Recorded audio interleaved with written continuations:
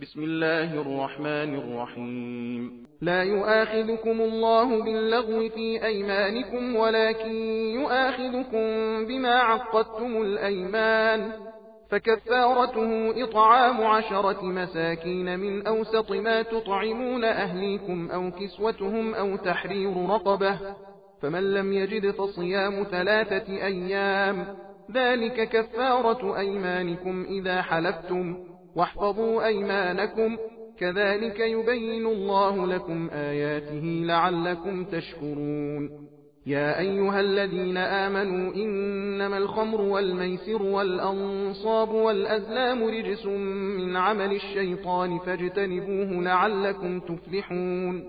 إنما يريد الشيطان أن يوقع بينكم العداوة والبغضاء في الخمر والميسر ويصدكم عن ذكر الله وعن الصلاة، فهل أنتم منتهون؟ وأطيعوا الله وأطيعوا الرسول واحذروا، فإن توليتم فاعلموا أنما على رسولنا البلاغ المبين. ليس على الذين آمنوا وعملوا الصالحات جناح فيما طعموا إذا ما اتقوا وآمنوا وعملوا الصالحات ثم اتقوا وآمنوا ثم اتقوا وأحسنوا، والله يحب المحسنين. يا أيها الذين آمنوا ليبلونكم الله بشيء من الصيد تناله أيديكم ورماحكم ليعلم الله من يخافه بالغيب، فمن اعتدى بعد ذلك فله عذاب أليم.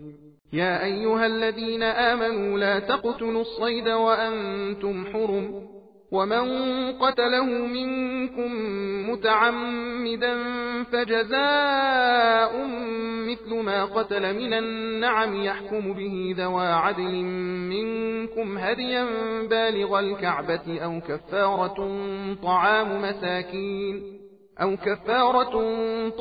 مساكين أو عدل ذلك صياما ليذوق وبال أمره، عفى الله عما سلف، ومن عاد فينتقم الله منه، والله عزيز ذو انتقام.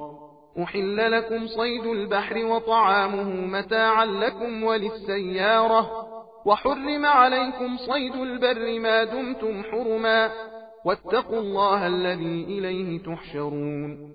جعل الله الكعبة البيت الحرام قياما للناس والشهر الحرام والهدي والقلائد، ذلك لتعلموا أن الله يعلم ما في السماوات وما في الأرض وأن الله بكل شيء عليم.